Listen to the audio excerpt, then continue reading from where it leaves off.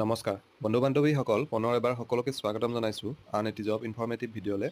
আৰু আজিৰ এডভাৰটাইজমেণ্টটো আহিছে panchayat and rural development Assam য'ত তেওঁলোকে কেইটামান পদৰ বাবে আবেদন বিচাৰিছে গতিকে আহক পলম নকৰি আমি এডভাৰটাইজমেণ্টখন চাই লৈছোঁ এইখন অফিচিয়েল এডভাৰটাইজমেণ্ট আপোনালোকে স্ক্ৰীনত দেখিছে আৰু যিকেইটা পদৰ বাবে তেওঁলোকে আবেদন বিচাৰিছে পদকেইটা হৈছে senior state programme manager state programme executives আৰু কোৱালিটি কণ্ট্ৰল অফিচাৰ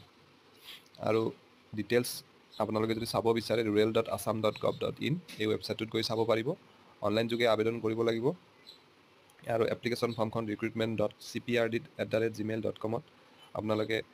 পঠাব লাগিব অনলাইন যোগে ইমেইলত আৰু লাষ্ট ডেট হ'ল অহা 5 জুলাই 5 জুলাইলৈকে সময় আছে তো এডভাৰটাইজমেণ্ট ডিটেইলছটো আমি চাই আহক ছিনিয়ৰ ষ্টেট প্ৰগ্ৰেম মেনেজমেণ্ট যিটো পোষ্ট আছে সেই পোষ্টটোৰ বাবে কোৱালিফিকেশ্যন বিচাৰিছে M Tech in computer science IT civil electronics and communication বা ME in computer science IT M Tech বা ME হ'ব লাগিব এইকেইটা ব্ৰাঞ্চত দৰমহা স্কেলটো 75,000 পৰা 82,500 লৈকে ধৰি দিছে এজ লিমিট মেক্সিমাম 45 ইয়াৰ্ছলৈকে এলাউ কৰিব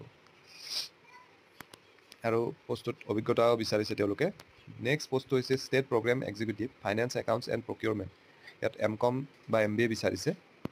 আৰু 55,000 প্লাছ এলাউন্সেছ থাকিব 40 years maximum age limit work experience বিচাৰিছে